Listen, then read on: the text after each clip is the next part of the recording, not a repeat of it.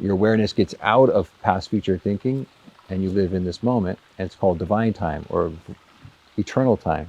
It's a vertical axis. You're a mathematician. Mm-hmm. So there's the horizontal axis, Mm-hmm. there's the vertical, and that crossification. What's that called in The math? origin. The origin. Isn't that perfect? Yeah. The origin is that crossification of those two lines. And that's the now. Wow.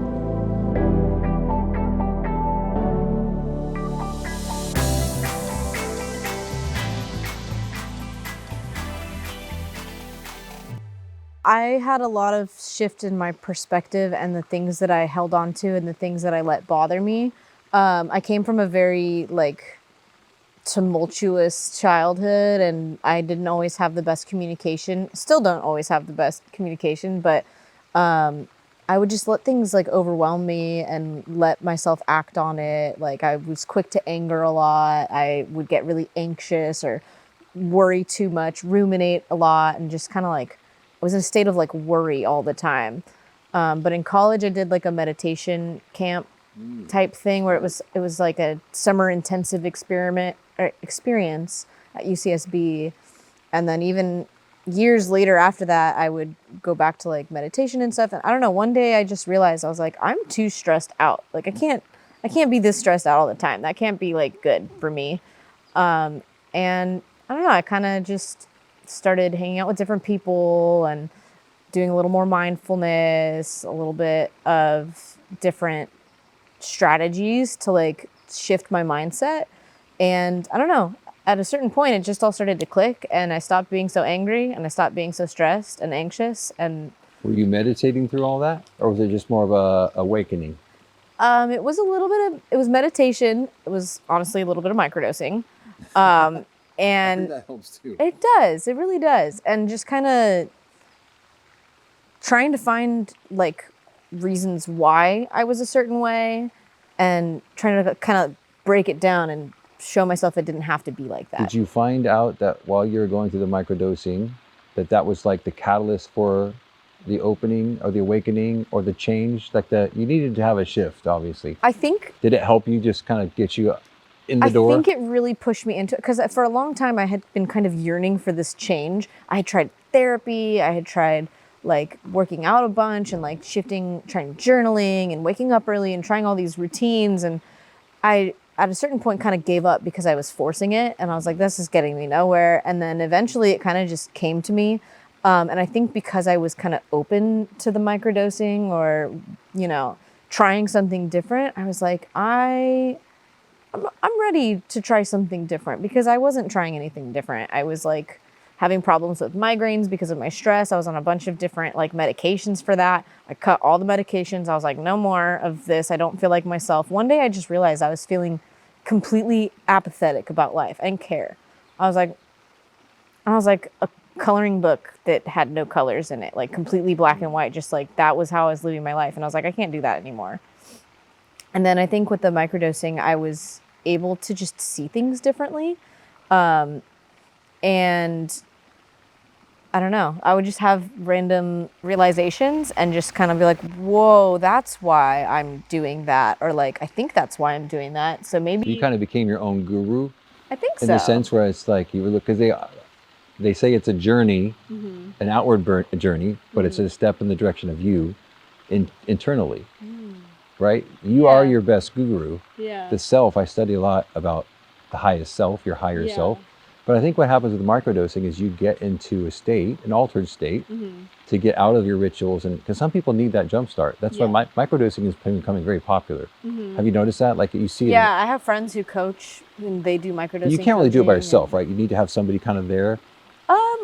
Not really. I mean, you don't really feel it at all. Oh, really? It just, I mean, depending on how the dose is. There were a couple times where because I was kind of experimenting with the dosage. So they recommend this amount, but I'm a small human. So I would take the recommended amount and realize I kind of feel this. I don't know if I should feel this much. So I would kind of. When you say feel, what are you feeling?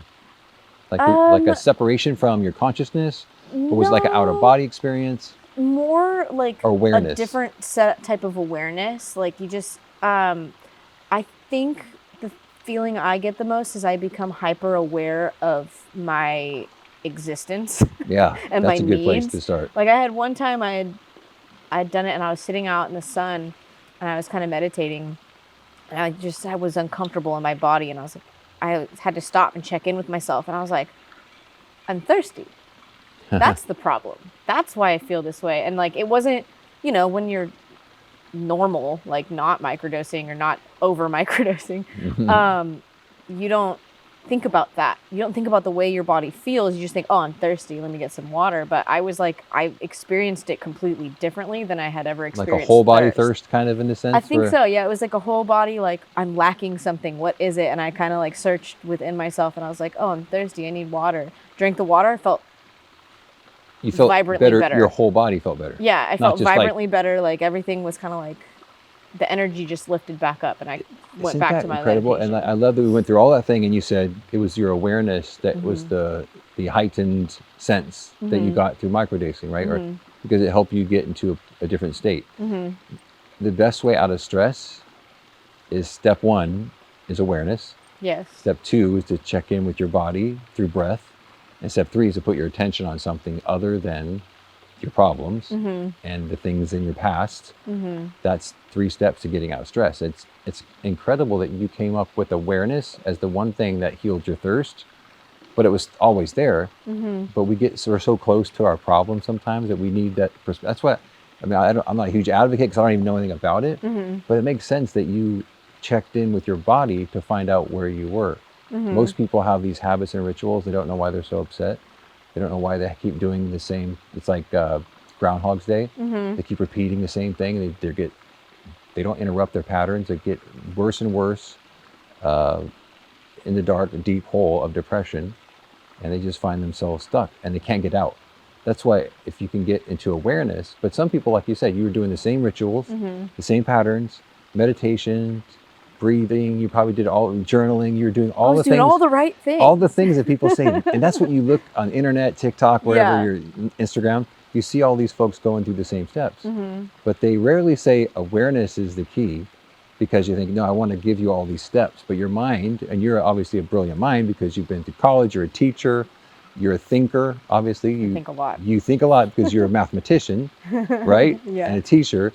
So it's great that you learn to check that part of your brain, which is mostly a left brain activity, I understand.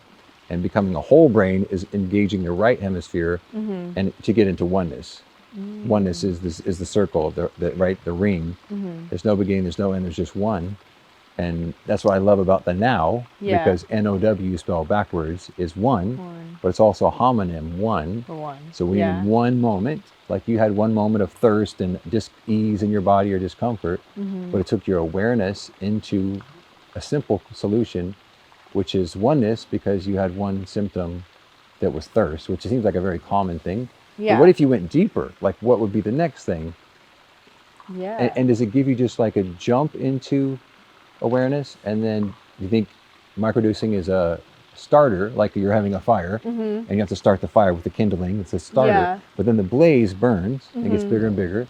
So maybe the microdosing is your kindling or your starter, and then eventually you don't need it to keep the fire going. So are you continuing down? I actually haven't done it in a little while. Like I was doing it pretty consistently. Like I started with just doing it like on the weekends because like I'm not gonna do that all the time, but I would do it on the weekends when I had free time. Just kind of like, set some time aside for myself to figure myself out and figure out, Smart. whatever it is.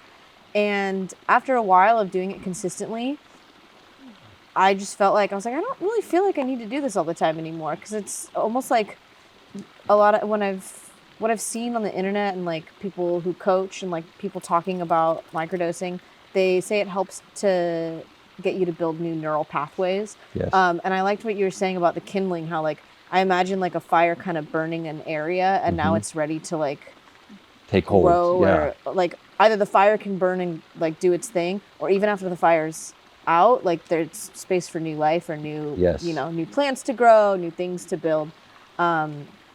So yeah, I feel like I don't really need to do it as much anymore. So back to, you were saying there's rituals and journaling and a series of activities or patterns you're trying to work on before the microdosing. You find yourself that maybe the microdosing kickstarts you Do you feel like you need to go back into those, or have you kind of transcended that and you're looking for new ways to kind of grow Um, emotionally, so spiritually? I mean, yeah, that's a good question. I haven't really thought too much about it. Um, I definitely try is the key word there, to be consistent with journaling and things like that, but life gets busy and, I felt like I had achieved kind of like enough for myself hmm at the moment. But I was like, I don't need to keep working on this right now. But I do think like if I got back into it, I don't know, I would probably shift what I was doing a little bit. And then I think once if I found like a bump I couldn't get over, like something I just really couldn't figure out, I think I would maybe open up the microdosing and like try that route again and be like, maybe we can figure this out some other way. Um, So what is that bridge from? There's you before the microdose, mhm, and there's you after the microdose. mhm. Is the microdose the bridge, or is it the awareness that's the bridge? If that makes I sense. think it's the awareness because I think once that you're aware of something or how something is for you, you're not necessarily like looking for it anymore. Right. And I feel Yeah. like the microdosing was helping me look for or find like parts of myself or figure out how to change parts of myself that I wasn't happy with, or not necessarily change myself, but like change the way I was perceiving things and hmm allowing things to affect me. Um, so yeah, I think it's the and awareness. that's the microdosing just gives you that kickstart, right? That little Hmm. kindling, that little fire Yeah, to I to think it like ignite. makes your brain a little more permeable, And if it's that neural makes pathways, sense. right? Yeah, because Yeah, it's firing and wiring. They call it yeah, Hebb's law. Those yeah. the neurons that fire together wire together. Hmm. Hebb's law. So if that's happening with a new set of Yeah, patterns or a new awareness yeah. for a new habit or ritual, or Hmm. what were you searching for? What were you hoping to gain? What was your intention before the microdosing? Um, I think my main goal was to see if there was something internal that was causing my headaches. hmm Because I was getting migraines like chronically for And you years. couldn't figure it out. Couldn't figure it out. And doctors just shove pills in your face and shove like there was an injection that, oh no, no, no, no. I had a Good for you I had a lot of bad for looking somewhere experiences. else. Yeah, because I was like, you know, this can't be the way to deal with this because it was numbing my personality and I was like, I can't Side do effects, this. right? Yeah, like side effects like I think the apathy came from the migraine medication and I was like there's got to be another way to deal with this and I figured that if it was internal I had to do something different because everything I was doing was trying to change something outside. But I was like, none of that's working. Good for you. It's been a long time and none of that's working. So I need to look inside and figure that out. But I didn't know how to look inside.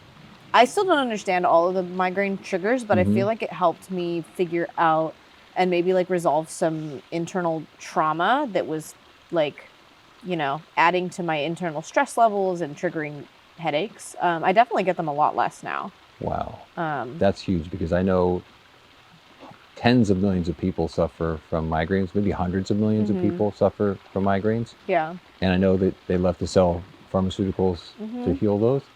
But I think if I have to check the data, but if you checked out on a childhood trauma experience Mhm. from an individual relation to their migraines, I'm sure they're connected. I wouldn't be surprised. And it's something they've never dealt with, or they Yeah. haven't refired and wired Mhm. those connections to new healthy Yeah. experiences or Yeah. physiology, psychology, Mhm. new wiring and firing experiences like Yeah. you did.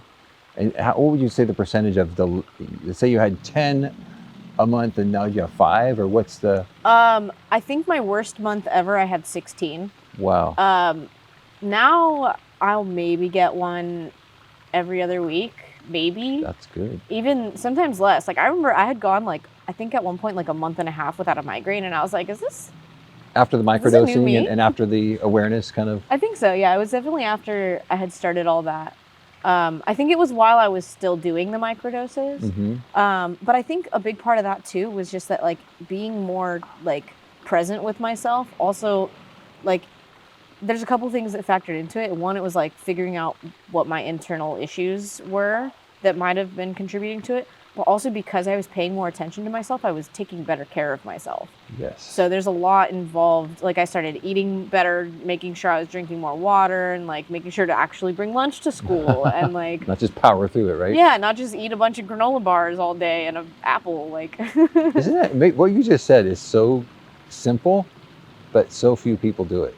I love golf. I love golf because golf teaches you how to be in the present moment.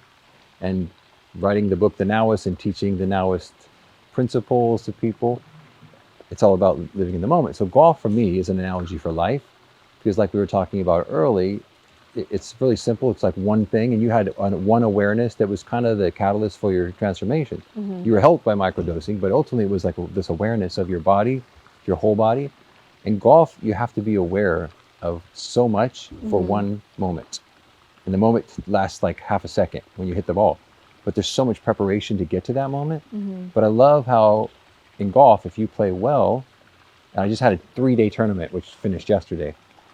And it's 3 days, tons of shots in golf. But the only way I have a good experience in golf is truly living in the present moment as a way of life, not so much as a one-time thing. So I played golf Sunday for 6 hours. Wow. Usually a golf round is 3.5, 4 hours, 6 hours. So I That's had to, a long time. and this was a tournament, a golf tournament. So you lower the score, the better. So I use this meditation I created called the Now-ist meditation. It takes 1 minute and it's 4 prayers, much longer than the Ho'oponopono meditation. But I found in the 3 days that I played very well in this tournament because I was able to use this meditation. It's a short meditation, but it takes time to learn it. And I'm going to explain the 4 prayers to you. Okay. But there's a lot more. You can go deeper at billymandarino.com, my YouTube channel, Billy Mandarino, the Now-ist. There's 560 videos on there. And this brilliant videographer, artist, creator named Alejo created all these videos for me. But the Now-ist meditation is 4 prayers. I am that I am, the conquering presence in the now. I have nothing to do, only to be done. I am altogether God, and God is altogether me. I am the light of the world. 4 prayers, but I'll give you the short Cliff Notes version. While I'm saying this prayer over and over again, while I'm walking on the golf course between shots, I'm imagining myself hovering above the earth. And there's many parts to it. That's why it's a 1-minute meditation. But when you get good at it, it's like anything, like hitting a tennis ball, hitting a golf ball, kicking a Muscle soccer memory. ball. It's totally getting proficient at it, where it just becomes like you're a fish in water. You don't know the difference. But I've learned this meditation now as a way of life for the last 10 years. Like I've been living this meditation. But I got to a point where I would imagine myself with my eyes wide open. It's called a divergent meditation, where your eyes are open. A convergent meditation is usually when your eyes are closed, or you're focused in on a point. A divergent meditation means you're out and you're wide open. So I'm walking on this golf course, saying those 4 prayers, imagining myself with my eyes open, hovering above the world, meaning I'm not in this physical body. Imagine right now if you're above the earth, 3 miles above the earth, and you're imagining the curvature of the earth, and all you can see is this black curtain with these little pinholes that are the stars, and this blue arc over the planet. How awesome would that be? And how could you not feel the gravity of the earth because you're floating up there? So when you experience the meditation as a repetitious mantra or a mudra, and you get good at it, and you start to do it, it only takes 1 minute, but it takes you into presence and peace and detachment like no other prayer I've ever done. And so I've done it. I did it for so long, and I was in a situation where I really needed to experience presence and one shot at a time, one focused moment at a time. And I played incredibly well. Wow. But that 1-minute meditation, I do it every morning when I wake up. I do it before I go to bed. Wow. If I'm driving in my car and I'm feeling stressed or overwhelmed, I'll just do it while I'm driving. I'm my hands on the wheel, but I'm looking in my peripheral vision. I'm saying the prayers in my mind. I also add a breath to each prayer, each beat of each prayer, because there's 4 prayers. Offer it up to you. If you go to my website, billymandarino.com, if you go to the YouTube channel, Instagram, I teach it. It's free. Wow. But it becomes this, for me anyway, and many people I've taught, it becomes this transformational detachment from time. And that's the whole point of being a Now-ist, is living in the present moment as a way of life, not like a religion, but as a mindfulness practice. Right. And the meditation to me is the catalyst that helps me get there, and I help other people get there Yeah. by creating this presence within your body, and then it enters all the cells of your body. And there's this great teaching called Kriya Yoga, which is a meditation that helps energize the cells of your body through meditation and prayer. So it's a very short prayer, but it takes a longer time to learn it. But when you learn it, just like the Ho'oponopono prayer, Right. it transforms so much of the energy field of your body that's stressed out and it's worried and overwhelmed and focused on outcomes and worried about attachment to things and people and results. And it just helps you let go and be in the present moment. Because that's, I think, what the real work is for most people in stress, is how do I get out of my past traumatic experiences And stay here. and worry about them being different in the future. But usually what happens is you put your energy in the past and your future looks like your past. Yeah. Or you create your future as your past because you're stuck in the trauma. But the present moment is where all your power resides. It's just most people get caught in this linear timeline when it's really in the vertical. So when you imagine a timeline, left in a horizontal timeline, and then imagine a vertical timeline where those two meet, that crossification in the middle is the now.